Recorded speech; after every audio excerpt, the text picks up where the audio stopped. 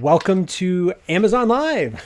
This is Mark Pittman of Concord Leadership Group, and thrilled to be working with fellow author Margot Bloomstein here.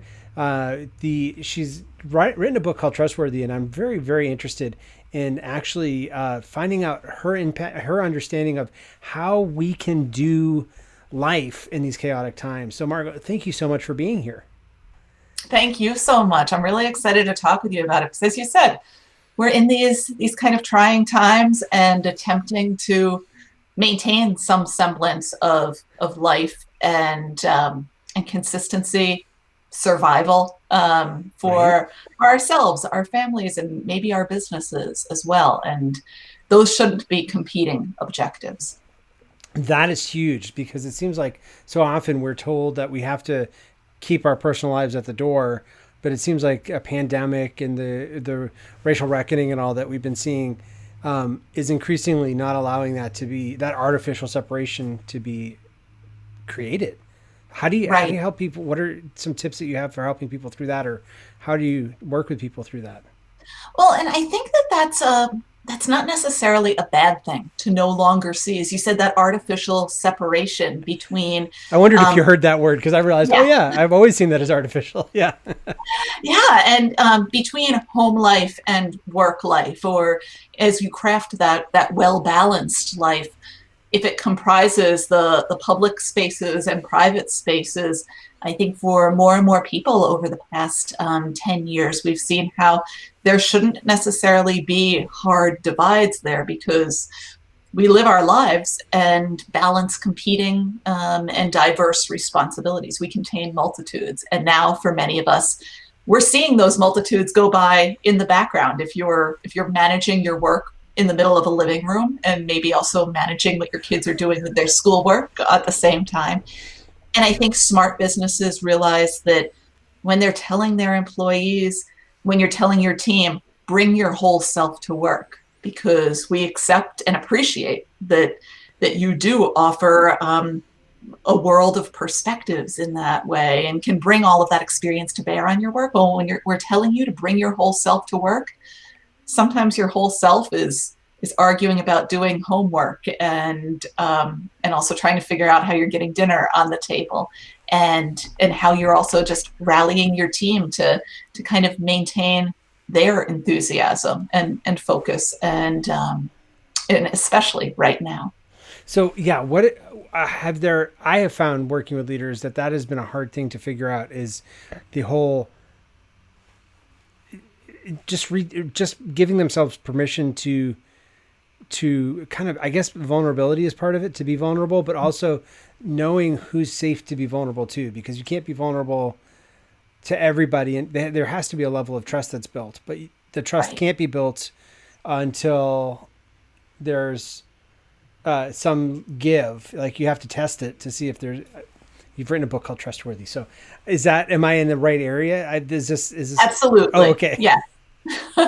So in Trustworthy, the framework that I present for brands and organizations to build trust with their audiences and to empower their audiences to rebuild their confidence.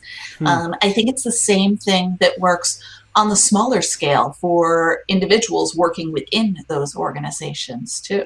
And the framework that I present is around voice, volume, and vulnerability. So kind of one of those three Oh, V's there's you a were hitting V. on. All right. Yeah, yeah. And I think when we look at something like vulnerability, this is something that Brene Brown has written about extensively in interpersonal relationships. Yeah. When we expose more of who we are, it allows people to develop rapport and maybe a degree of empathy, or if not empathy, maybe compassion. If we can't at least say, yeah, I can relate to you because I've been you.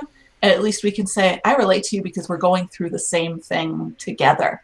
And I think when managers can share some of that kind of human interest side of things to say, yeah, I'm also worried about my elderly parents and wondering how I'm Hmm. going to manage things with my kids' schooling, or I'm trying to juggle different business goals, but they just don't seem as important right now. Here's how I'm getting through it. When managers can share that, I think it helps to set the perfect tone for their team to say, the humanity in me acknowledges the humanity Oh, in you. wow. And I think when we can do that, we develop much stronger relationships and therefore much stronger organizations. And it turns out a lot of the businesses that are developing that kind of conversation internally are also better enabled to have that conversation than with their customers and their vendors. When people in a customer support role have that kind of support from their managers and team leads, then they can have Oh. that kind of tone with their customers on the phone as well. And that's a terrific thing. Well, that Uh, builds the loyalty with customers. I yeah. remember calling a vendor that had wanted to renegotiate so I'm not traveling, so I don't need some of the travel things that I had for this. And the person was totally human on the other end of the line, even though it was a big multinational organization, and made me feel like she was helping me downsize my needs and reduce my expenses for that particular service. It was a really wonderful thing. She was entirely human, but she must have I had love that that. backed up from her supervisor on up. That's really cool. Right, right. And when you've had those conversations with someone in a customer support role, you can tell when they have internal support, when they are empowered to help you have a good day too, and they're not just following a script. And I think those are then the companies with which customers have deeper, more loyal relationships. Wow. And it's interesting how you phrased it too, that I think you said that even though she was from a big company, she was entirely human, or but she was Oh, entirely it was human. totally a but. Yeah, it was not what I was expecting from. Yeah. That shouldn't be an exception, though, because we are, for the most part, dealing with fellow humans. Yeah. And I'm pretty human. or at least we'd like to think so. But when companies are empowering people to act in that way, when Zappos empowered its customer support folks to just figure out Mm, how to meet people's needs and solve their problems, even if they don't have anything to do with shoes, that was a beautiful moment in customer service from a company that has kind of built its reputation in that way, in solving problems through yeah. customer service. And I think we see another aspect of vulnerability when companies are able to fully live their values, when they encourage employees to Mm, bring their values to work. I'm thinking of organizations like Penzies Spices that over time, as they have shared more and more of their politics, I think they've seen how competitors have said, oh, stay in your lane. You shouldn't be sharing politics. You're a spice company. You're a retailer. Don't be bringing this to work. And yet, from their target audience, they've gotten a very different response. They've actually broadened their target audience as more people wow. have found them, as they've said, hey, you align with my values. I want to vote with my dollars and support a company Wow. like yours. Even if I'm not a home chef, I'm going to be buying spices as presents for other people I know that are home chefs just to support the company. And I think there's a lot of opportunity right now, especially kind of looking at the upheaval in so many of our social spaces to say, okay, what are your values? Live your values. How do you operationalize your values through the kinds of conversations and content Mm. that you produce? Wow, that's so. Let me ask you this: there's something that I'm loving this, and I'm also cognizant of the example with the manager was, oh yeah, I'm struggling with taking care of my parents too. Have you found that there are certain areas where it's okay to be vulnerable, or to try to build that trust? Because the I think what I see a lot of people with employees struggling with is if I share all the uncertainty that is in our space, they're going to be afraid for their job and they may leave, because they may not wonder, there's so much volatility in our space and I can't share with them that I think we're going to lose our biggest client or that this is going to go wrong. Where I think some of that is just fear of the unknown because we haven't done this in the past. But where are there certain areas, would the personal life be the right place to start, or is it different for everyone? It probably differs by brand and by organization, Okay. maybe to a degree by industry. You know your company best. But I think that when we do vulnerability right, when it serves our businesses, when it serves the individuals that comprise that business, and when it serves our end users and customers, it's when it starts at the top. When the CEO can set the tone that says, I'm having this company meeting today to keep you all up to date so that everyone does know what's going on. We're trying to be transparent. I will share what I can. Maybe I don't share everything, but I will share what I can. Yeah. So at least we have some foothold in reality. And I'm going to do it from my kitchen because maybe my spouse or partner has our shared office right now. That's real. That's not a bad thing. And I That's really think good. that then Yeah. sets the tone for managers having that conversation with their employees too, and team members, so that we do know what's in and what's out. What's too much? I mean, is the CEO appearing in their pajamas? Maybe in some companies, maybe not in others. But That's true too. Yeah.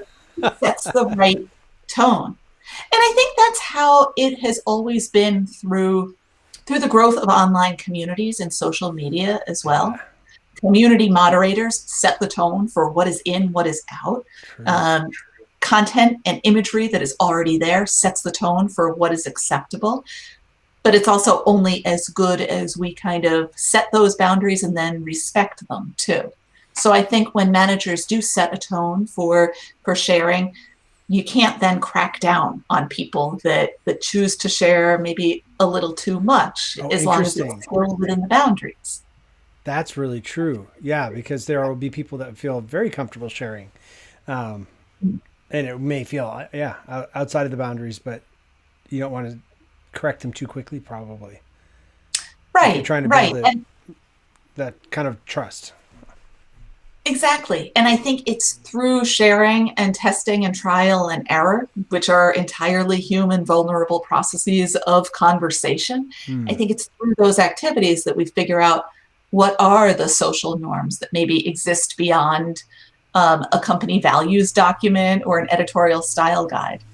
Because right now we are in kind of untested waters, and we're trying to figure out, how do we get social and stay human again when we're not all just gathering in the company break room or meeting up for drinks after work with people? How do we kind of reinvigorate that process so that we can still maintain rapport and hopefully grow respect for each other now, though it's kind of mediated between screens? Wow. I loved your picture of the CEO doing it in the kitchen, because that would definitely, just the visual, the optics behind him or her, that's just brilliant. Oh, wow. Right. And I think it's in those moments where we do gain maybe more insight to someone's life, or where they're choosing just how much they want to share. I mean, maybe we don't see the CEO in the kitchen because maybe instead she's decided to have up like the outer space background in Zoom. That's okay too, because now we have the opportunity, maybe as we've always had, to decide just how much we want to share. But it's in sharing that we're able to give other people hooks to say, here's how my life is like yours. Here's how we can relate to each other. And in the framework that I present in Trustworthy, I also look at what is the consistent, cohesive voice that we use, so that as brands are engaging their external audiences, and as managers are engaging their internal audiences, are we speaking in a language that everybody understands, or are we demanding that people learn new interfaces and learn new jargon? Surprise, but now is not a good time for that. How do we keep things consistent instead, right? Because that consistency is comfort. Yeah. That's a really great surprise. This isn't a good time to teach people a new language. We've had to learn PPE and all this other stuff. So, that's really interesting. So that would be under voice, because it's voice. Was it voice, volume, and vulnerability? Voice, volume, and vulnerability. By volume, I mean how much information, how much content, how many images do you need to share so that people can feel like they trust an experience, so that they can make good decisions. And I think we see that looking at like the volume of information, the amount of information, we see that come through in internal conversations all the time. Like when the CEO or when a team lead is reaching out to the team and saying, here's the state of our business. Do you inundate the team with lots and lots of detail so that they feel like, okay, I have a good understanding. I can see if it'll blend myself. I can do the research myself. Or maybe for your team, it makes more sense to just hit them with the high level points so that they're not overwhelmed.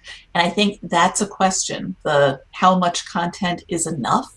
That's a question that varies by corporate culture, by industry probably too. And probably, You yeah, know when people Oh, by sorry. what your team needs, because if you're maybe more engineering, they'll probably want more of this facts and figures. But if they're more of a creative team, they may want, the reminder of the values that are staying the same, or there could be other things that are more important to them, or they more easily understand. That's interesting. Right, right. Huh. And I think the big barometer of that, the barometer of success, is you're sharing enough information, you're providing enough information, you've written a long enough blog post.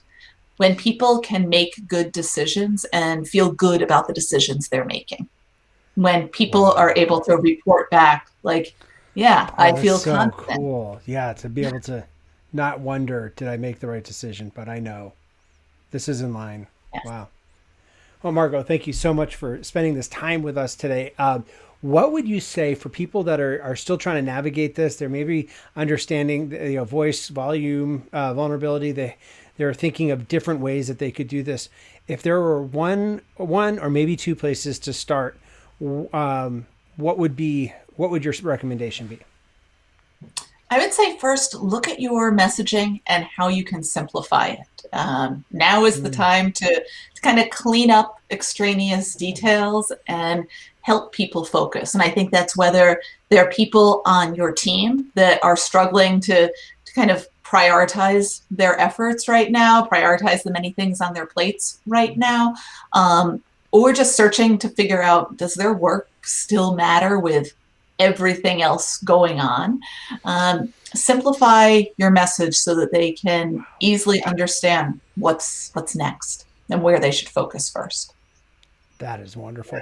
Where can people find Trustworthy, and when is it's still in pre-launch, right? It's not yet Yeah, out. it's available for pre-order now.